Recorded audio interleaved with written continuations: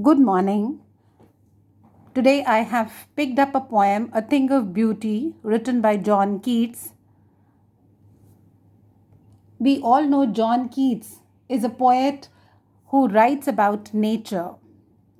In this poem, also, he stresses on the fact that nature is an endless treasure of beauty and a perpetual source of joy. As per him, the beauty of the natural things does not fade away, it increases with the passage of time. We all have also heard a saying, beauty lies in the eyes of the beholder. It depends on you. In nature, there are a number of things. What is beautiful for you is your choice. But as per Keats, everything what is there in the nature is rare. It is beautiful. The beauty of it keeps on increasing. I'm dealing with the poem not from the very beginning. I have divided the poem into 8 parts. You can see that I have written 1, 2, 3 and continue till 8. So the first paragraph that I have picked up in the poem is the paragraph that begins from such the sun, the moon, and this continues till the line Musk Rose blooms. Why? Because I want to talk about first few things which are there found in the nature, which are the things of beauty. We'll go word by word and we'll understand what do the words symbolize. Here there are 6 beautiful things which are talked about in this paragraph. So let's see the first thing. Keats has talked about sun and moon. He says both sun and moon, they give us energy. They have the power to lift up our spirit. Sun is also the symbol of enlightenment. Moon is a symbol of calmness. Next, the second thing he has picked up, he has discussed is the trees which are old and young. If we go to the line here, it's written the trees old and young, sprouting a shady boon for simple sheep. Now, the line says here is that the trees, they spread their branches and they provide shelter, solace to the animals or to the human beings, whoever stands under its branches. So, what is it doing? It is giving you comfortable comfort. The poet has picked up sheep. Here, sheep refers to mankind. As a Christ is considered the shepherd who gives human soul, who leads human soul out of the dark world of sins and temptation. Sheep is taken as a symbol of innocence. So, in this first slide, we have discussed 3 beautiful things: sun, moon, and the trees which are old and young. The fourth thing that we have discussed is what is the sheep symbolic of. The next thing that we have to discuss or we are going to discuss is again to the poem, such are daffodils with the green world they live in. Now, the line signifies the green world they live in. Daffodils are lovely yellow, orange, and white flower. They bloom in the green surroundings. Now, that lap of nature is what has been referred here. Next is the line clear rills. Rills means the stream. Now, what he is trying to tell you in the line is that the stream, the brook, they create a cooling covert, is written in your poem, that is a cooling comfort for themselves and the others. What happens is, now, how do they make a cooling cover for themselves? During the winter season, the water freezes. And during the summer season, the water melts. And when this water or the brook passes through the thick bushes, it wards away the heat of the sun. Yes, so this is what the clear rills do. They make a cooling cover, a cooling covering. Next thing that is about the mid forest break. And the flower which has been talked about is Musk Rose bloom. Now, in this poem, in this line, the poet is talking about the fact that in spite of the heat of summer, the ground is covered with thick moss. The lovely and the fragrant musk rose bloom. Yes, and the line here, mid forest break, means that in the middle of the forest, what grows is the musk rose. Is it clear? So these all beautiful things, what do? They give us sweet, soothing, clear and happiness to our life. So I think the first paragraph is clear. Let's go to the poem once again. The symbols of sun, moon, trees which are old and young, daffodils, they live in the green world, that is the lap of nature. The clear brook, they make a cooling cover for themselves against the hot season. Next is the mid-forest break, which is rich because of the musk rose. The musk rose bloomed there and spread its fragrance. So these all things which are there, they are beautiful. After this, we'll go to the second paragraph, which is given below. And such too is the grandeur. We'll talk about it till the line we have heard or read. Let's move on to that slide and find out. Now, the meaning of some of the words which are asked on the board. What does doom means? Doom refers to the ruins of the great deeds of the legendary heroes. Grandeur. Grandeur means magnificence, magnificent, big. So the tombs refers to those glories and magnificence of those who had met their life, who has met their death, gallantly, selflessly for the others. The word mighty as an adjective is used with the word dead. Why is mighty being used is, it is talked about the great warriors. Those great warriors who have glorified their life gracefully, who has given their life, who have laid down their life gracefully and magnificently for the others. So what does this line actually means is, we are talking about all those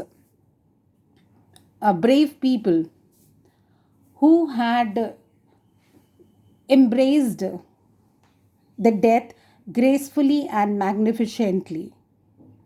The third line says in the part is, all lovely tales that we have heard or read. That is from where we come to know about these mighty dead. We have got to know about them from the stories that must have been told to us or we must have read. So these two are beautiful. Next, we'll move on to the third paragraph. Now, the first two paragraphs discusses about the beautiful things. Apart from the nature, what is the next thing beautiful is the grandeurs of the doom. See the third paragraph which has been given here, spite of despondence. And it goes to made for our searching. This third paragraph talks about the negativities in our life. If we see that the night is followed by the day and vice versa, black is there always standing in contrast to white. So that means if you have beautiful things in the nature, you have negativity also. So this is what he is talking in the third paragraph. The negative things. So in the negative things, let's talk about the words that are being mentioned. We should know about them. Spite of despondence. Spite is malice. It's given here. These are the qualities which human beings possess. Spite is malice, hatred, jealousy, wickedness, negative thoughts. So, spite goes with this. Second word is despondence. Despondence means disappointment, miseries. The next line is there is inhuman dearth of noble nature. So the line meaning is here. There is shortage of noble qualities and men continue to be evil and unhealthy. Then the next line which has been given is of the gloomy days. Gloomy days means our days. Sometimes we may feel depressing. The life may appear to be detrimental. You would feel that the life is making you feel miserable. The circumstances are against you. So, this is what he says in the life in the gloomy days of the unhealthy and the over darkened ways. He says human life is full of disappointment, trials, and tribulations. In your life, you may be having a lot of ups and downs. You have to still live the life. You cannot die. You cannot say that, yes, I'm done. In spite of all the negative things in our life, we have to live. So we have to continue living. This is what is given here in the slide, that in spite of the last line, that in spite of unkindness, cruelty, disappointment, lack of human values and nobility around us, we do not end our life. So I think the third paragraph is clear with the words. We'll proceed over to the fourth paragraph. In this paragraph, we'll pick up the line where it is written. The next only, in spite of all. In spite of all means in spite of the suffering, in spite of disappointment, in spite of despair, in spite of hopelessness. You can have any adjective from the previous slide. We do not stop living. Why? Because there are beautiful things in our life. There are beautiful memories which are there. These beautiful memories, these beautiful things which we find in the nature, the sun, the moon, the trees, the daffodils, what do? They remove the pall. Pall is a covering or a dark cloud. It removes the dark clouds from our dark spirit. This is a question that comes in the board. What spreads a pall of despondency and disappointment over our dark spirits? And how can it be removed?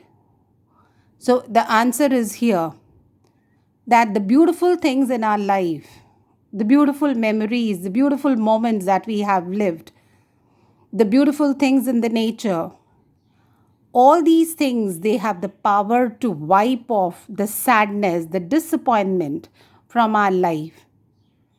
And they give us hope, optimism, and extend a promise of a new tomorrow. These beautiful things, they bring sunshine where there are clouds of sorrow, and they infuse in us positivity and joy. I hope it is clear here that why, in spite of all the negativities, do we live? We live because there is a hope for a better tomorrow. Who has given us this hope? This hope has been given to us by the beautiful things. The next paragraph that I would be picking is, therefore, on every morrow. Clear? And this will continue till the line bind us to the earth. When you are reading the poem, please keep the book open with you and put the numbers the way I'm saying. The line means that every morning we connect us to the nature, to the beauties of the earth, despite of all the despair, the disappointment. The things of beauty keep us grounded. So Keats feels that man has a strong bond with nature. And in the same manner, the line here, the below sixth paragraph, the beautiful things give us sleep.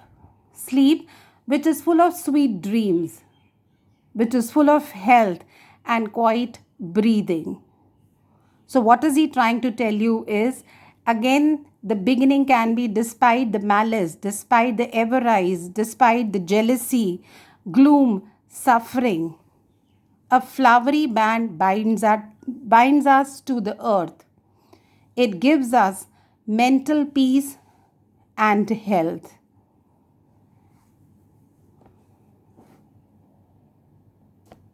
The next thing is the beginning of the poem. A thing of beauty is a joy forever. Its loveliness increases. It will never pass into nothingness, but will keep a bower. Now, the meaning of the bower is there, a shelter under the shade of the tree. It will keep a bower quiet for us. So, I've given you the explanation of each line separately. Here, what is he trying to tell you is that beauty is everlasting. The beautiful things, the memories of the beautiful things are etched in our memories. They continue to give us pleasure.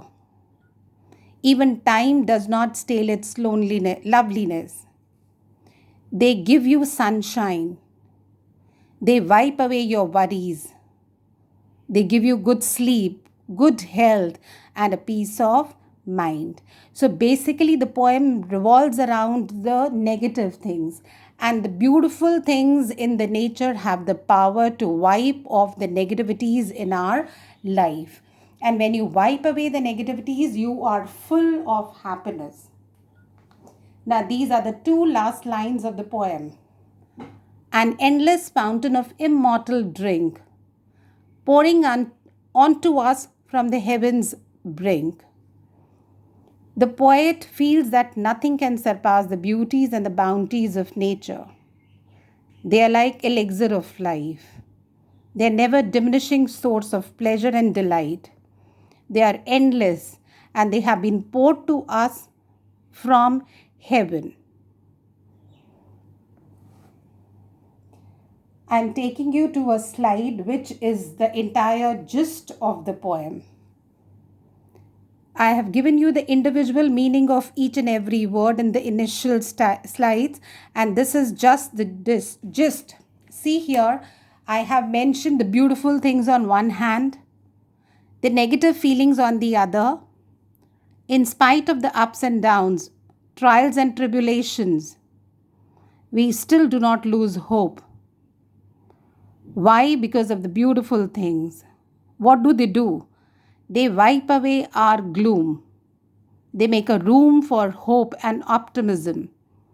They give you a promise of a new tomorrow. They bring sunshine. They remove the pall from our life. And the beautiful things, the last two lines meaning, they act like the elixir of life, a never diminishing source of pleasure and delight. This endless fountain of joy is the gift from God. So this one slide has the entire poem. And if you see the questions, I'll show you the questions also. You'll find most of the answers from this one slide. Here I'll discuss some of the poetic devices. Rhyme scheme, alliteration. The first word is the same alphabet. Metaphor. There are a number of examples for the metaphor. Next is the transferred epithet. The examples are given there. Then is personification. And the last poetic device which is used is images and the symbols. So along with the devices, I have given you the explanation. I hope in the 12th class, you must be knowing about each and every poetic device. The next slide here, which I am going to discuss, is the questions. Firstly, I have taken the questions from the first two paragraphs and brought them together.